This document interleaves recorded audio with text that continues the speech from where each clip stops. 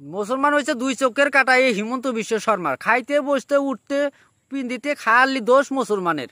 মুসলমান এত খারাপ হয়েছে না, মুসলমান খারাপ না, মুসলমান ঠিকই আছে। আসলতে ওই হিমন্ত বিশ্ব শর্মার চোহের কুটা দাঁতের শাল হয়েছে এই মুসলমান। কোন পারলে মারবো, কোন পারলে মানে এখন হ্যারাসমেন্ট করা যায়, ওই বুদ্ধি কইরাই দিনে রাইতে টেনশন কইরা থাকে যে কেমনে এখন ধ্বংস করা যায়।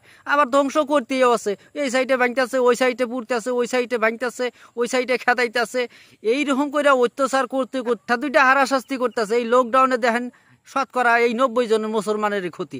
আবার দেখেন এই যে বাল্য বিবাহ আরম্ভ করে দিছে, এই বাল্য বিবাহের ভিতরেও দেখবেন ওই মুসলমানেরই ক্ষতি। এনআরসি নিয়ে দেখেন কত যাতনা গেল, এই দেশের মানুষ আরেক দেশে গেল, আরেক দেশের মানুষ এই দেশে আসলো, এই ধরনের হুলুস্থুল কইরা কিছু শাস্তি করলো। আবার দেখতেছেন যে এই যে কারো আধার কার্ড আছে, আধার কার্ড নাই, জাগর নাই, তার ভিতরেও দেখবেন যে মুসলমানের দেওয়া যাব না। আবার এক প্যাঁচা আরম্ভ করে দিছিল, এই যে বসুন্ধরা নীতি আরম্ভ করে দিছিল মাটির ক্ষেত্রে। বসুন্ধরা নীতির ভিতরে দেখবেন যে সব অগরেই নাম উঠছে, আর মুসলমানের কোনো উদ্দেশ্য নাই। মুসলমানে কিন্তু 100 গ্রাম মাটিও দেয় নাই, ওগরে মাটির পাটটাও দেয় নাই, দিবও না। ওই যে গন্ধ, এই সরকার তো কেউ না ওই হিমন্ত বিশ্ব শর্মাই।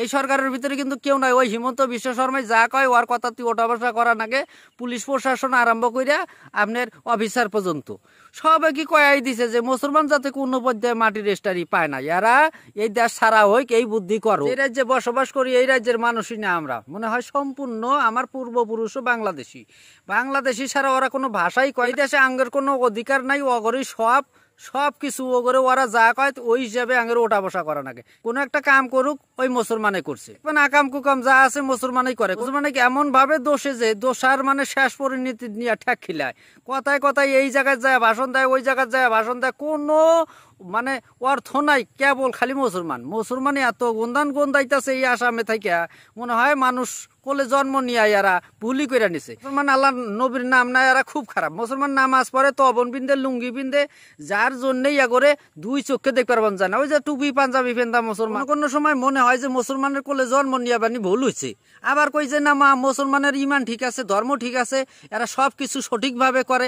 দেখবেন তার ভিতরে এরা উঠতে বসতে হাসাহাসি আরম্ভ করে দেয়। ইয়ার মধ্যে আবার আরেক ফতুয়া আরম্ভ করে দিছে যে মুসলমানে বউ তালাক দিবার পাবো না। মুসলমানে বউ বা তালাক দেয় না, বউ রাহে না, কি করে বিয়া করে 4টা করে, সেটা তাগর ব্যাপার।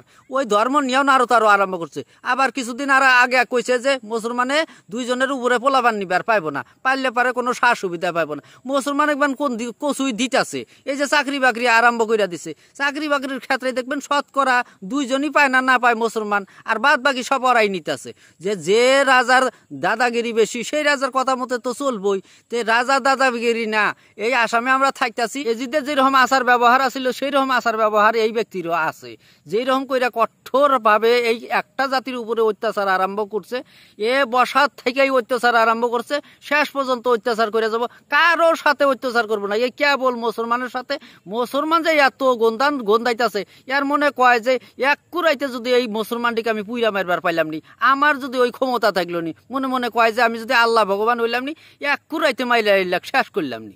কিন্তু সেই ক্ষমতা তো আল্লাহ ভগবান দেয় নাই, যার জন্য যেভাবেই পাই, যত কৌশল আছে, হারা শাস্তির থেকে আরম্ভ করে যত কৌশল আছে, যত প্রকারের কৌশল আছে, সমস্ত কৌশল ব্যবহার করে এই মুসলমানের সাথে। মুসলমান পৃথিবীর যতই যাত না খায়, কিন্তু করে নিয়ে ঠিক আছে, ইমান ঠিক আছে, ওরা বাইসা থাকবো, চইলেই থাকবো। এই ধরনের ভণ্ড রাজনীতি কথাবার্তার উপরে মুসলমান চলে না।